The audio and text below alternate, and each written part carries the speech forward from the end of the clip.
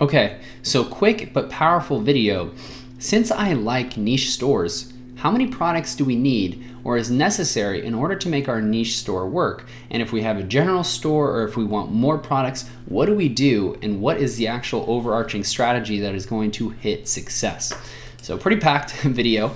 Now, the simple answer I can say is my favorite is to have anywhere from 1 to 3 products early in the beginning, and usually I just kind of focus on one product. I like to simplify it because 70 to 80%, I literally calculated this, I was really shocked. 70 to 80% of your sales will come from one main product.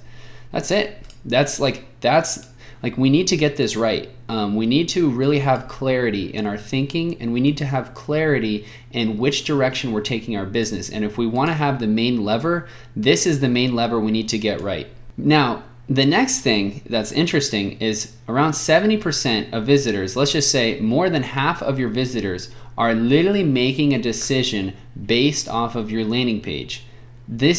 We have to have everything on our landing page. So it's not about how many products we have on the page or related products. And in fact, what I've noticed is if we have related products and other products on a page, it gives like the customer like, ooh, this is a good idea. Oh, and this is a good idea. But then when it comes to, oh my God, I can't make a decision. Like, this is interesting. Oh, does Susie need this? Does Billy need that?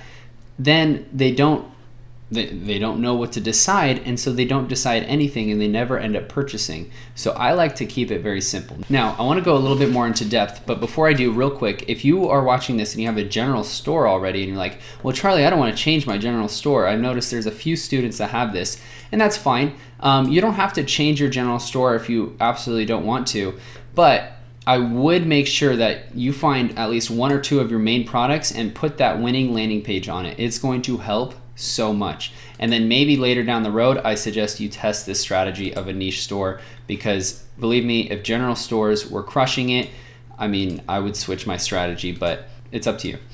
Now, let's go back to the main point. So what I like to do in the beginning is I like to test anywhere from literally just one product. I'll literally just test one product in one niche and build an entire store around it. Or I'll test 1 to 3 products in that specific niche when I'm launching my campaigns and see which one is the better one. If I see that one product does well, the second product does okay, and the third product is like, well, okay, that's nothing, I might even put the third product as sold out. The second product I'll leave on the website, maybe even keep it as sold out and see how many people ask for it. But the first one, it's like, okay, this is going to be what I start with, 70 to 80% of my sales. Like, this is it. Right? And actually, all my stores, this is literally what I do. And even in the case study store where, I actually started with one product, which was socks. And then based on customer feedback, boom, I added other products. I added boxers, which actually ended up being one of my best. Oh no, that actually was my best seller. So super important. I hope that makes sense. Now, the next thing is remember, you can always add in more products later. If you really want to add in more products, you can definitely don't add it on the landing page. You can add it on the homepage if you absolutely want to. But truthfully, like I mentioned, when people are searching, this is a see pizza, get pizza business model. If people are typing in pepperoni pizza and you're selling the best pepperoni pizza, it's like, hey, I have the best pepperoni pizza. Boom. There you go. You just spoke directly to that customer. They want that pizza. They are hungry.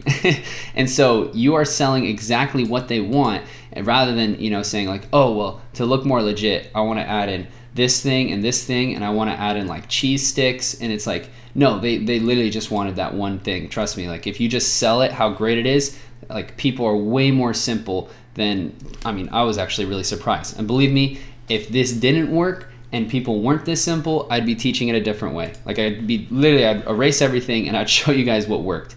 So now that was actually kind of blending into my third point, that this is simple. Another thing actually I want to mention in my second point is the more products you have, the more complications as far as SOPs, so standard operating procedures.